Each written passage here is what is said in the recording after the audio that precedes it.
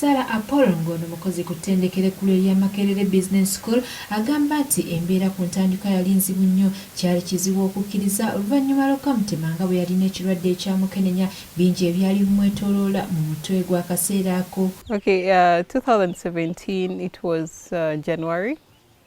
It was 1st of January that I tested positive for HIV, and that led me to the journey of activism.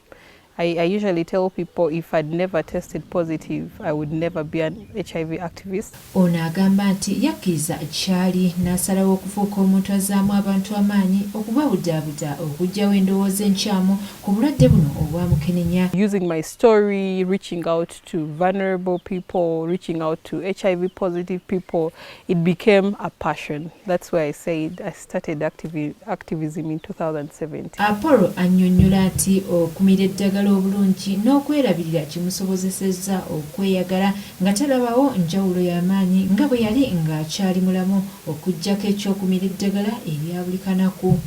Once a person tests HIV positive, enrolls for treatment, by treatment I mean ART, and they take their medication so well.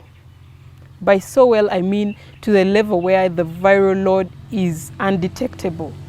Because once you take your medication so well, the virus is suppressed, and when tests are done, what they mean by viral load, they can't seem to see a trace of virus. Wadde nga guli gutyo ono agamba nti kirungi okubuulirako munno bw'obanga oli mulwadde kiremese okussa munno mu matigga ag'obulwadde obwa Mukenenya, era n'akuutira abantu okwewala okukebeza amaaso nti y'ensonga emuviirako akabasa.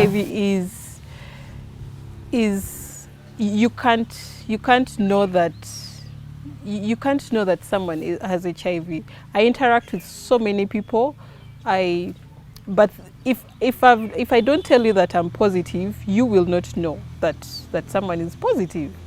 So that's the thing about HIV, is you don't just look at someone and you think they are positive or negative. Now that is what happened to me. I looked at my boyfriend, he looked very healthy, he looked very okay, and living his life. Ayongeddeko ne yeebaza ekitongole ekya Tokens of Life ng'agamba nti bwe bamufudde kyali ng'ayisa obubaka bwe ssaako n'okuyiga ebintu bingi. And that led me to the journey of activism.